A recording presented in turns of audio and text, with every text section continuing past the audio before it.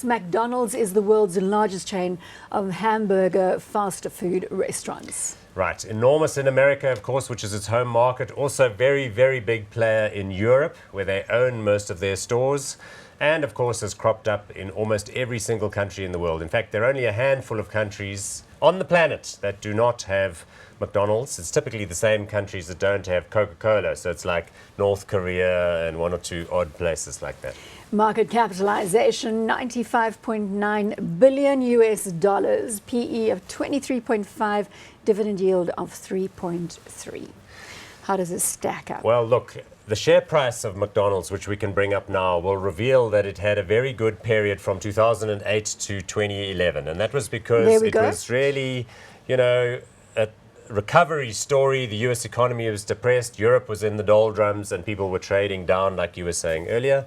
Since then, it's tracked sideways. There's been some anxiety about its menus. It has, though, crawled back up above $100, which is kind of like a benchmark level for them. And this week's news was that McDonald's have announced that they are going to be serving breakfast all day at McDonald's. So that's great news. So you no longer have to go and buy your Egg McMuffin and leave it in your briefcase for the whole day so that you can eat one for breakfast, one for lunch, and one for dinner. Is this good news? Is this what you do? I hope not. Well, for those of you who want to eat breakfast all day, McDonald's has the solution, according to Paul. Look, I mean, there's a sense that what they did so well for the first 50 years of their existence was to develop the industrialization of the food to really bring the costs down. So it's still a very affordable item.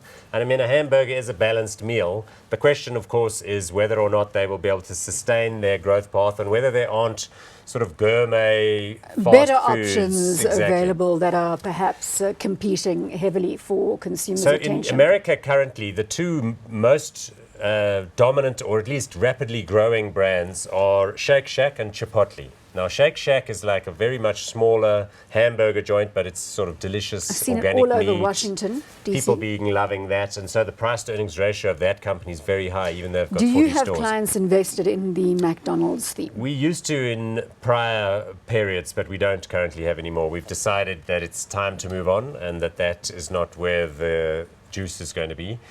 I mean, Chipotle, which is a Mexican fast food offering, is also very popular there because, again, it's been perceived as a winner in an environment where people are moving away from the more industrialized, more unhealthy food options. Hot or not on McDonald's? You know, I think I'm going to say not hot. It's got a lot of road You would have still ahead of it. surprised me had you said hot after the verbiage that you put forward. I just think, in a way, it's harder for them, given their market position, to fundamentally change the character of the business. And I think the slowdown in emerging markets, well, you won't see for a few decades, but in the developed world, it's in a little bit more trouble than you'd like. We're moving on from McDonald's, not hot from Paul Turon.